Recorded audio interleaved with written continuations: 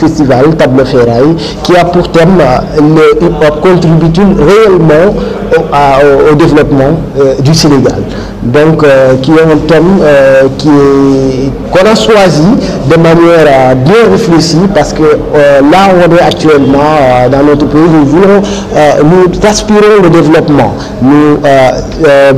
Nous aidons les jeunes pour qu'ils puissent réussir leur avenir, raison pour laquelle à travers ce festival, nous avons créé des journées de réflexion, des journées de formation, dans lesquelles les jeunes peuvent bénéficier, avoir de l'entrepreneuriat, maîtriser leurs soi-disant différents métiers que nous exerçons dans le monde hip-hop. D'accord, il a dit, comment comptez-vous les accompagner au-delà de cette formation?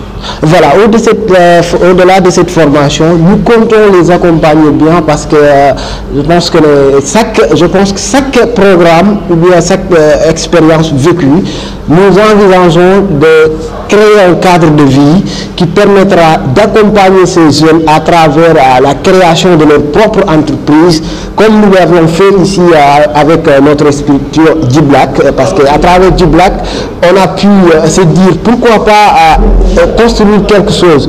À travers le temps que nous avons pu mettre en place des studios de production, des réalisations, là où on peut faire vulgariser le monde culture à travers le théâtre, à travers la musique, à travers l'art, le dessin, design, beatmaker et tout cela. Et nous comptons aussi conserver ces jeunes pour qu'ils puissent avoir leur propre métier et avoir aussi leur propre entreprise en matière d'entrepreneuriat. Le festival va se tenir de quelle date en quelle date? Voilà, le festival, ça se tient actuellement depuis le 5, ça a débuté le 5 et ça se termine le dimanche 10. Donc là-dessus, on compte faire beaucoup de réalisations. Par exemple, aussi, nous avons prévu aussi de vulgariser, comme tout à l'heure l'a dit notre sœur, rendre hommage aussi à notre figure Moussa, comment dirais-je, Mansour Tambédou, et qui était un grand homme, comme vous le saviez, il était le premier maire de la commune d'Anne-Bel-Air. Il a beaucoup fait pour la commune, donc il est temps aussi qu'on puisse faire cet hommage pour lui, montrer qu'il nous a marqué et il continue de nous marquer. Et aussi à travers, nous avons prévu de faire une projection de films pour aussi montrer les réalisations de notre cinéaste tant connu, Moussa Sen Absa, à travers ses dernières réalisations avec sa film Awa, que nous allons aussi faire une projection pour le faire montrer que nous avons des gens qui sont connus et qui ont travaillé pour la culture sénégalaise, la culture africaine et que nous ne connaissons même pas. Juste une dernière question.